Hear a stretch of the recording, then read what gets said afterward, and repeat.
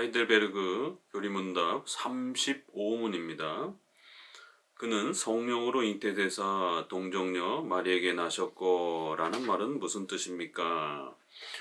본격적으로 예수님의 이제 성육신으로부터 시작이 되어지는 예수님의 낮아지심 또 높아지심과 관련된 예수님의 중보 사역에 대한 부분들이 소개됩니다.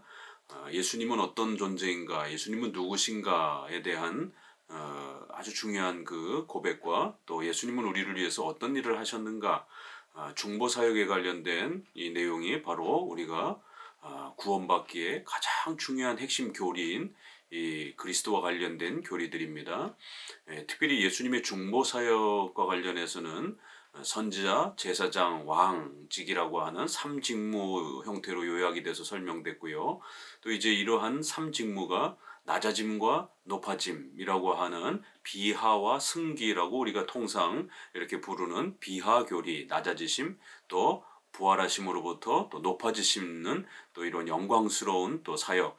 그래서 통상 낮아지심은 5가지, 또 그 다음에 부활하심은 으로부터 높아지심에 대한 승귀는 4가지 이렇게 우리가 조직신학에서는 구별해서 소개하고 있습니다. 그래서 사도신경에서는 바로 이 9가지에 대한 아주 중요한 그 그리스도의 중보 사역을 소개하고 있고, 이것을 우리가 정확하게 이해하고 이렇게 예수님이 하신 일을 바로 우리의 죄를 대신 그렇게 해결해 주시고 우리의 죄를 제거하시고 또 우리를 의롭게 또 그렇게 하나님께로 초대하시기 위한 구원의 이러한 복을 만들어 주시기 위한 그러한 그리스도의 중보 사역의 핵심 내용으로 9가지를 소개합니다. 바로 이것을 정확하게 알고 이해하고 믿을 때에 구원의 역사가 일어나는 것입니다. 그래서 교리문답에서는 이 비하와 승기와 관련된 9가지의 중보 사역의 핵심 내용들을 자세히 사도신경의 이 표현을 따라 이제 설명해 갑니다. 조직신학에서는 통상 우리가 낮아지심 5개는요, 성육신, 예수님이 인간의 몸을 취하여 이 땅에 오시는 태어나시는 성육신, 그리고 율법에 복종하시는 이제 이러한 율법을 주신 분이 행위 언약의 그러한 또 이러한 많은 율법의 요구들에 순종하시는 그리스도의 율법의 그러한 복종하심, 그 다음에 고난 받으심, 또 고난 받으심 다음에 십자가에 못 박히심, 그 다음에 장사되심, 이렇게 5가지로 이렇게 조직신학에서 잡고요. 요거 이제 율법의 복종하심과 고난을 하나로 묶어서 이렇게 또 4가지로 소개하기도 하고, 또 요 율법과 고난 받으심에 대한 율법의 순종하심을 함께 이제 이렇게 또 포함하면서 성육신, 그 다음에 고난 받으심, 그리고 십자가에 못 박히심, 그리고 장사되심, 그리고 마지막에 지옥에 내려가심. 이 지옥에 내려가심은 장사되심과 관련된 연관된 그러한 내용으로 이렇게 표현하기도 합니다. 그래서 이제 조금 종교개혁 시대 신앙 고백서 하이델베르그 유리문답이나 제네바 교리문답은 이렇게 지옥에 내려가심이라고 하는 장사되심까지 포함해서 5개로 이렇게 구별을 하고 있고, 이제 현대 조직신학에서는 장사되심에 지옥에 내려가심을 포함시켜서 그렇게 또 율법에 복종하심이라고 하는 부분을 좀 더 강조해서 그렇게 구별하기도 합니다. 약간씩 좀 차이는 있지만 대략적으로 한 5개 정도가 가장 중요한 우리의 죄를 대신 그렇게 짊어지시는 대속적 그리스도의 희생과 고난과 은혜를 이렇게 표현하고 있습니다. 또 부활, 승천, 하나님 보좌 우편에 앉으심, 또 그다음에 재림, 이렇게 4가지는 또 우리가 하나님께로 초대되어지는 부활의 이 영광스러움을, 또 우리에게 의를 그렇게 허락하시는 예수님의 이러한 또 높아지심의 또 이러한 그 귀한 은혜들을 이렇게 4가지로 또 구별해서 표현하기도 합니다. 사도신경에서는 이렇게 그리스도의 낮아지심과 관련된 아주 중요한 또 높아지심과 관련된 그리스도의 중보 사역을 하나하나 이렇게 또 정확하게 표현하고 있습니다. 그 중에 이제 성육신과 관련해서는 답은요. 35분에 그는 성령으로 잉태되사 동정녀 마리에게 나셨고 라는 말은 무슨 뜻입니까? 답. 하나님의 영원하신 아들은 참되고 영원하신 하나님이시요 또한 계속해서 그런 하나님이신데 그가 성령의 역사하심으로 말미암아 친히 동정녀 마리아의 살과 피로부터 진정한 인성을 취하셨고 그리하여 또한 다윗의 참된 후손이 되사 범사에 그의 형제들과 같이 되셨으나 죄는 없으시다는 뜻입니다. 이 부분이 이제 그리스도의 신성과 인성과 연결되어서 또 이렇게 표현되어 있고 예수님이 왜 인간이 되셨는가? 결국 그것은 바로 우리 대신 우리가 짊어져야 될 원죄의 그러한 그 형벌, 바로 하나님의 정죄, 정령 죽으리라라고 하는 이 형벌, 하나님 앞에 정죄받아서 우리는 지옥에 영원히 그렇게 벌받아야 되는 이러한 하나님의 정죄를 예수님께서 우리 인간을 사랑하시고 또 우리 인간을 구원하시기 위하여 우리 대신 그렇게 십자가에 자신을 희생하면서 그 아버지의 형벌과 정죄를 우리가 받아야 될 정죄를 예수님이 대신 받으시는 이러한 대속적 희생을 치르시기 위하여 바로 성자 하나님이신 예수님께서 바로 인간의 몸을 인성을 취하여 이 땅에 오셨다라는 겁니다. 그 인성의 이러한 그 목적은 바로 이렇게 대속적 희생에 초점이 맞춰져 있다라는 겁니다. 기독교는 부귀영화를 누리기 위해서 신비 체험을 누리기 위해서가 아니라 바로 이렇게 예수님이 인성을 취하여 이 땅에 오신 바로 이 그리스도의 낮아지심을 정확하게 이해하는 겁니다. 바로 그거는 우리의 죄와 관련돼 있다라는 겁니다. 우리가 짊어진 원죄의 문제와 관련돼 있다라는 거예요. 그래서 그 원죄의 죄책을 하나님 앞에 정죄받은 그 진노의 형벌을 우리가 받아야 될 것을 예수님이 그렇게 대신 받으시기 위하여 인간이 죽어야 되기 때문에 인간의 이러한 모습을 취하여 이 땅에 오신 인성의 필요성을 이렇게 소개하는 것입니다. 그래서 성령으로 잉태되사라는 이 고백에는 참되고 영원하신 하나님이신 성자 바로 하나님께서 성령의 역사하심으로 말미암아 친히 동정녀의 살과 피로부터 진정한 인성을 취하셨고 그래서 우리의 죄를 대신 짊어지시기 위해서는 하나님 앞에 완전한 그러한 죄가 없으신 그러한 인간이셔야 하고 또 완전하게 하나님의 율법에 순종하심으로 그렇게 온전한 복종을 바쳐야만 되기 때문에 이렇게 태어나시는 그 과정에 있어서도 성령의 역사로 만약에 아버지와 어머니를 통해서 태어났다라면 인간과 동일한 방식으로 태어나는 방식에서 결국 원죄를 물려받을 수밖에 없는 이러한 인간의 또 그러한 속박에 또 이렇게 예수님도 또 그렇게 속하게 되는 것이죠. 그래서 하나님께서는 그러한 보편적인 출생의 방식이 아니라 성령의 역사로 이렇게 강력한 성령의 역사를 통해서 그 원죄가 전가되어지지 못하도록 그러한 특별한 방식으로 예수님의 무죄성을 보호하셨다라는 겁니다. 예수님의 육체가 원죄의 영향을 받지 못하도록 그렇게 아버지가 없는 성령의 그러한 강력한 은혜와 역사를 통해서 보통의 출생이 아닌 특별한 출생의 방식으로 그렇게 예수님이 태어나도록 그렇게 하셨다라는 겁니다. 그렇지만 또 실제적 인간이 되셔야 되기 때문에 마리아의 또 실제적인 몸 마리아의 살과 피로부터 진정한 인성을 그렇게 취할 수 있도록 또 그렇게 참된 인간이 되도록 마리아의 배에서 잉태되어 태어나는 이러한 또 인간의 또 출생의 또 이 부분들을 또 사용하셨다라는 겁니다. 그래서 성령의 강력한 그러한 놀라운 초자연적인 그러한 출생과 또 인간의 몸으로서 또 그렇게 태어나는 이 두 가지가 한편으로는 원죄가 막아져야 되고 그러면서도 참된 인간이 되어야 하는 이 필요성들을 예수님은 둘 다 충족시키는 그래서 우리와 동일한 몸을 가지고 그렇게 이 땅에 오셨음에도 불구하고 보통의 출생이 아니기 때문에 또 원죄를 물려받지 않는 죄는 없으시는 이러한 놀라운 성육신의 역사가 일어났다. 바로 이것은 인간의 그 죄를 대신 짊어지기 위한 이러한 대신 희생하기 위한 이 대속적 희생의 목적을 이루기 위하여 바로 이러한 출생이 이러한 성육신이 필요했던 것입니다. 한편으로는 인간과 똑같은 방식으로 태어났다라면 예수님도 원죄를 짊어진 인간이 되었기 때문에 우리 인간을 대신해서 완전한 순종을 아버지 앞에 그 공의에 만족스럽게 바칠 수 없는 상태가 되어지는 것이죠.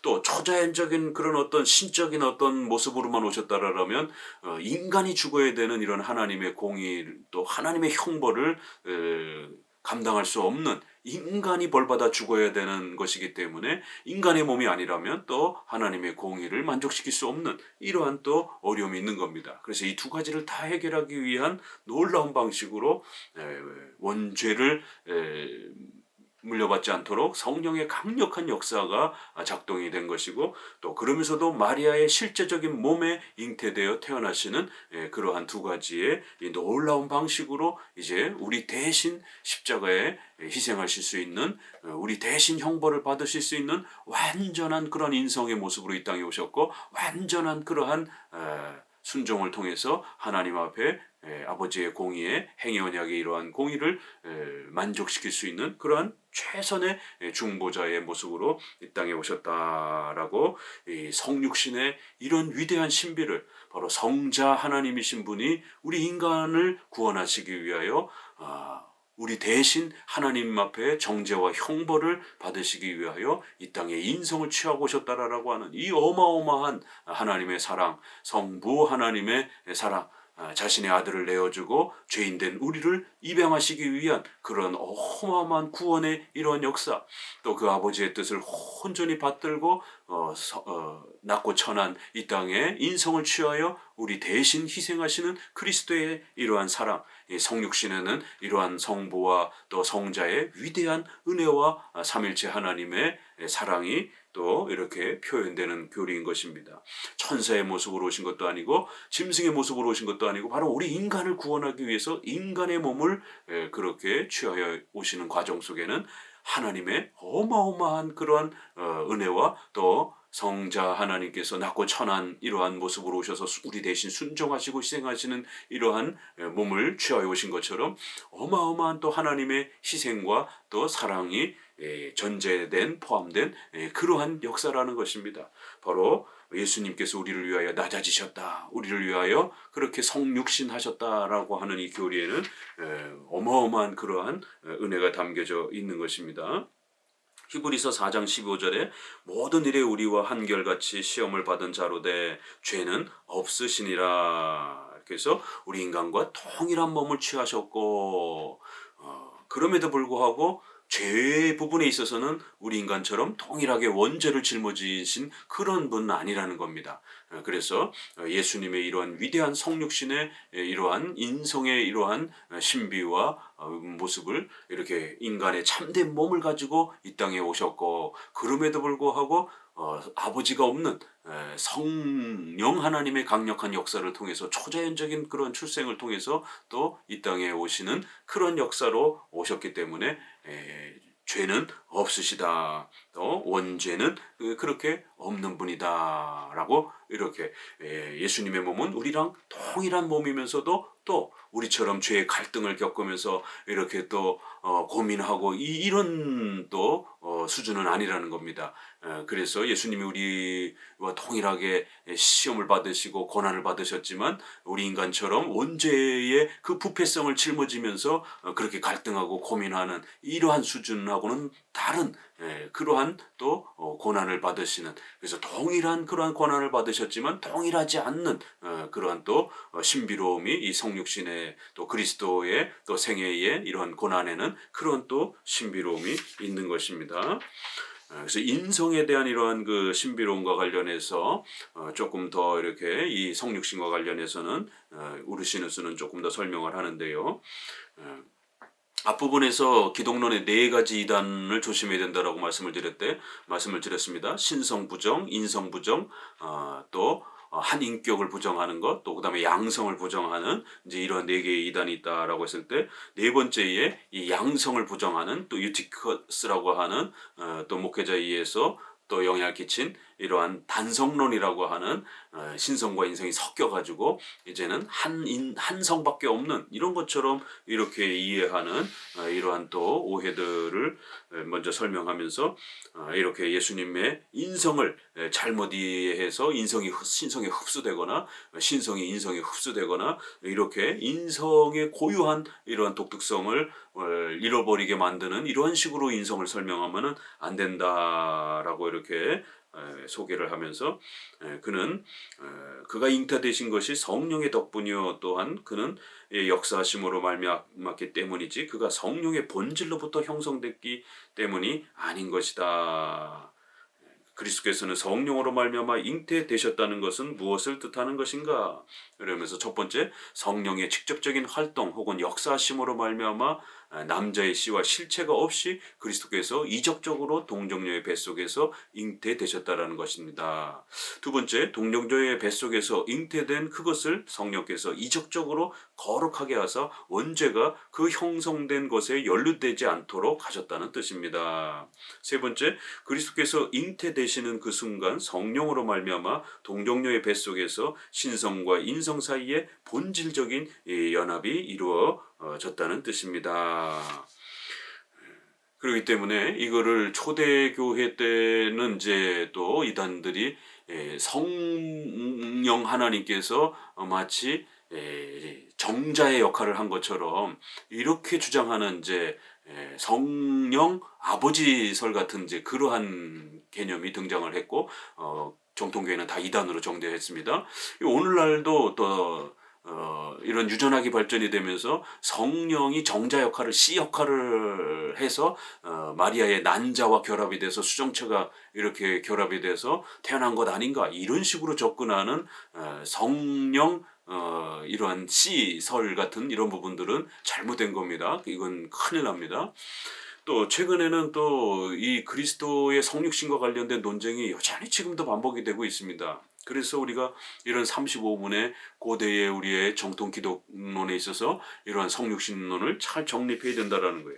또 하나는 성령 씨설도 조심해야 되지만 두 번째는 또 마리아의 월경을 사용했다. 그래서 마리아 월경 잉태론을 주장하는 또 이런 분들이 있습니다. 이것도 잘못된 겁니다. 동정녀 마리아에게 나셨고 이 말은 메시아는 선지자들의 예언을 따라 동정녀에게서 나셔야 했다. 그래야만 죄 없으신 대제사장이 되시며 또한 우리의 영적 중생의 예표 혹은 모형이 되실 수 있었다. 이러면서 동정녀 마리아에게 나셨다라는 말은 첫 번째 하나님의 아들이 인성을 취하셨다라는 진리를 나타내고자 합니다.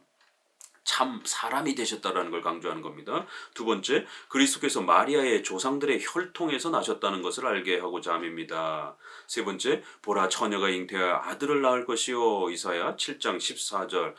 또 여자의 후손은 내 머리를 상하게 할 것이요. 창세기 3장 15절. 바로 이러한 예언들을 성취하는 그러한 내용이라는 거예요. 네 번째는 그리스도께서 성령의 능력으로 말미암아 동정녀의 뱃속에서 거룩하게 되셨고 따라서 순결하시며 죄가 없으시다는 것을 알게 하고자 합니다. 이러한 중요한 내용들을 소개하면서 마리아의 몸에서 났다라고 하는 것은 마리아의 그러한 몸에서 실제로 그렇게 잉태되고 사람의 그러한 또 출생의 과정을 거치셨다라고 이렇게 참된 인성을 취하셨다라는 것, 참된 사람이 됐다라는 걸 또 이런 표현으로 강조한다라는 겁니다. 그러나 마리아의 그러한 그 현대 유전학이 발전되면서 이제 정자, 난자 개념이 자꾸 발전되다 보니까 또 한편에서는 예수님이 진짜로 사람이 되셨다라는 걸 또 너무 지나치게 강조하려고 하다가 마리아가 우리랑 마리아에게서 똑같이 마리아의 그 뱃속에서 우리랑 똑같이 수정의 방식으로 이렇게 인간이 되셨다라는 것까지 또 지나치게 이렇게 세분화해서 설명하려고 하는 이러한 또 목회자들이 있습니다. 이건 굉장히 위험한 접근입니다. 그렇게 되면 마리아의 또 그러한 수정체의 이러한 부분들에 또 그러면은 원죄의 절반을 물려받는 겁니까? 이런 이제 부분에 있어서 사도신경은 2000년 전에는 난자 정자 개념까지 구체적으로 접근하지 않는 것입니다.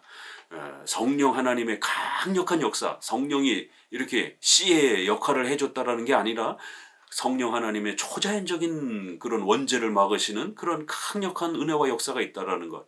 그러면서도 마리아의 뱃속에서 마리아의 태에서 그렇게 태중에서 이렇게 잉태되어 이러한 일반 임신의 모습처럼 그렇게 자라셨고 그리고 출산을 통해서 태어나신 것입니다. 그러나 그 오늘날 개념의 수정 형태가 어떻게 이루어졌는지는 신비의 영역인 것입니다. 왜요? 아버지가 없기 때문에, 씨가 없기 때문에 굳이 마리아의 그런 난자를 사용해서 월경의 이러한 그 방식을 사용해서 수정체가 되어지는, 그럼 수정체가 되었다 그러면 씨가 필요하지 않습니까? 그렇게 되면 성령 시설이라고 하는 이런 개념이 또 들어올 수 있는, 성령이 아버지 역할을 하는, 성령이 정자 역할의 어떤 기능을 준 이런 식의 개념을 접근하게 되면 결국 보통의 출생 개념으로 자꾸 접근하게 되게 되고 그렇게 되면 원죄 개념을 해결할 수가 없습니다. 그래서 웨스민스터 신조에서도 보통의 출생으로 그렇게 태어나는 모든 사람들은 원죄를 물려받는다, 이렇게 죄론에서 설명하고 있는 겁니다. 예수님은 보통의 출생을 표방하지 않은 겁니다. 특별한 출생을 하신 것입니다. 그래서 성령 하나님의 강력한 역사에 의해서 마리아의 그 몸에서 태어났다라고 하는, 마리아의 몸에서 임신되어 그렇게 잉태되어 태어났다라고 하면 마리아의 그러한 뱃속에서 태어나는 그 모든 인간으로서의 그러한 출산의 과정을 거치신 것만 우리가 이렇게 고백하면 되는 것이지, 그 임신의 과정에 있어서 신비에 가려져 있고 성경이 설명하지 않는 그 부분을 지나치게 수정체 개념으로 접근하고, 그래서 그 수정체를 설명하기 위해서 마리아 월경 잉태설이라고 하는 이런 시국의 또 성육신을 만들어낸 이러한 또 논리들은 이건 잘못된 겁니다. 특별히 개혁주의 보수주의 목사들 중에서도 마리아 월경 잉태설을 주장하는 이런 분들이 있는데 이건 굉장히 위험한 접근입니다. 그저 신비의 영역에 가려진 부분들은 우리가 너무 자세히 접근하면 안 되는 것입니다. 그저 성령의 역사로 잉태하시고 그리고 또 마리아의 몸에서 나시고, 그래서 성령의 로 역사하사, 이거는 예수님의 무죄성을 강조하는 교리적 표현이고, 마리아의 몸에서 나시고 이것은 마리아의 실제 몸을 사용하셔서 이 땅에 참된 인간의 몸으로 오셨다라고 하는 그러한 정도를 교리적으로 강조하는 것으로 그렇게 정리하면 되는 겁니다. 36문, 그리스도의 거룩한 잉태와 탄생에서 그대는 어떤 유익을 얻습니까? 그는 우리의 중보자시며 따라서 내가 잉태되고 출생할 때부터 지니고 있는 나의 죄를 그가 하나님 앞에서 그의 무죄하심과 완전한 거룩하심으로 가려주시는 유익을 얻습니다. 바로 앞서서 설명드린 것처럼 성육신의 이러한 교리는 왜 그렇게 소중하고 귀하냐면, 이것은 바로 우리를 부자로 만들어주는, 우리를 신비 체험과 황홀경 속으로 무슨 방언하고 성령 세례 체험하는 이런 쪽으로 초대하는 이런 차원의 문제가 아니라는 겁니다. 바로 우리의 원죄, 인간이 영원히 정죄받아 지옥의 형벌을 받아야 되는 이 무시무시한 하나님의 정죄의 이 죄책에 대한 문제, 이 죄에 대한 문제, 바로 이 원죄의 문제를 해결하는 놀라운 구원의 방법을 우리에게 가르쳐주는 성경의 교리라는 것이에요. 그래서 바로 우리의 중보자가 되신다라는 것, 우리를 구원하시기 위한 그런 중보자로서의 그런 그리스도의 구원 사역을 이해하는 아주 중요한 첫 번째 교리라는 겁니다. 따라서 내가 잉태되고 출생할 때부터 지니고 있는 바로 그 나의 죄, 나의 그 원죄를 어떻게 해결받는가, 그 원죄가 어떻게 제거되는가, 그 원죄가 어떻게 하나님 앞에 용서되어지는가, 그의 무죄하심과 완전한 거룩하심으로 그렇게 우리의 죄를 없애주시고 가려주시는 바로 그러한 위대한 구원의 이 죄를 면죄, 죄를 제거해 주시는 이런 위대한 구원의 이러한 구속과 관련된 이러한 내용이 우리에게 위로를 준다라는 겁니다. 성육신 교리는 바로 이렇게 예수님께서 인간의 몸을 가지고 이 땅에 오셔서 우리가 짊어져야 될 영원한 지옥의 형벌을 대신 받으시는 이러한 위대한 예수님의 대속적 희생, 대속적 고난, 대속적 공로의 이러한 위대한 구원을 가르쳐주는 그러한 교리의 첫 출발이기 때문에 이것은 대단히 우리에게 큰 위로를 준다라는 것입니다. 바로 이신칭의, 우리가 믿음으로 의롭게 되어진다라고 하는 우리가 그 정죄 하나님의 정죄를 어떤 율법의 순종으로 공로를 행하지 못했음에도 불구하고 예수님이 전부 우리 대신 그 모든 죄를 짊어지셨고 율법의 순종을 온전히 완성하셨기 때문에 오직 이제 우리는 예수님만을 믿고 의지하기만 하면 예수님이 그렇게 치르신 희생을 우리의 것처럼 여겨주시고 예수님이 이루신 의를 우리의 것으로 여겨주시는 이신칭의 오직 믿음으로 의롭게 되어진다라는 것. 정죄받을 죄인이 아니라 이제 의로운 자로 하나님의 자녀로 의롭게 된 자로 그렇게 여겨주시는 이러한 기독교 구원의 이 신비가 바로 성육신으로부터 출발이 되는 것입니다. 그래서 이 신칭의 이러한 위대한 은혜를 우리가 깨닫고 배우는 데 있어서 이 성육신 교리가 아주 중요한 첫 출발이 되기 때문에 이 성육신 교리는 우리에게 어마어마한 위로와 소망과 기쁨을 준다라는 것입니다. 그리스도의 거룩한 잉태와 탄생으로부터 비롯된 유익에는 두 가지가 있습니다. 첫째로 그리스도께서 중보자시라는 우리의 믿음이 확증된다는 것과 둘째로 우리가 그를 통하여 하나님 앞에 의롭다 하심을 얻는다는 위로가 그것입니다. 그래서 예수님이 우리를 구원하시는 그러한 중보자로 이 땅에 오신다라고 하는 이 엄청난 감격스러운 교리, 또 그 다음에 예수님이 우리 대신 그렇게 십자가에서 하나님의 정죄와 또 그러한 또 형벌을 받는다라고 하는, 그래서 우리가 예수님의 은택으로 구원받는다라고 하는 이런 칭의의, 이런 의롭다 여겨지는 이러한 엄청난 칭의의 은혜가 펼쳐지는 바로 첫 출발이기 때문에 우리는 이러한 어마어마한 은혜를 누리는 바로 위로가 있다라는 겁니다. 그래서 중보자에게는 두 본성이 있는가 이렇게 해서 신성과 인성을 이제 또 추가적으로 계속해서 이렇게 설명하면서 한 인격의 두 양성을 가지고 있는 이성 일인격이라고 하는 이 교리가 잘 지켜져야 된다라고 이렇게 또 다시 한번 초대 교부 때 논쟁이 되었던 바로 네 가지의 그 잘못된 그런 이단들에 대해서 언급하면서 이런 오해가 또다시 반복되어질 수 있기 때문에 오늘날에도 이러한 잘못된 이해들을 잘 막아내고 성경적인 이성 일인격 교리가 바르게 가르칠 수 있도록 또 노력해야 한다라고 이렇게 한 인격의 양성이 그렇게 동시적으로 존재하시는 예수 그리스도 이성 일인격의 이러한 예수님이 우리를 위하여 그렇게 중보자로서 구원자로서 성육신의 이러한 위대한 은혜를 우리에게 베푸시기 위하여 인간이 되셨다. 이거는 우리 기독교의 가장 감격스럽고 영광스러운 복음의 그러한 소식이다라고 이렇게 하이델베르그 요리문답은 정리하고 있습니다. 감사합니다.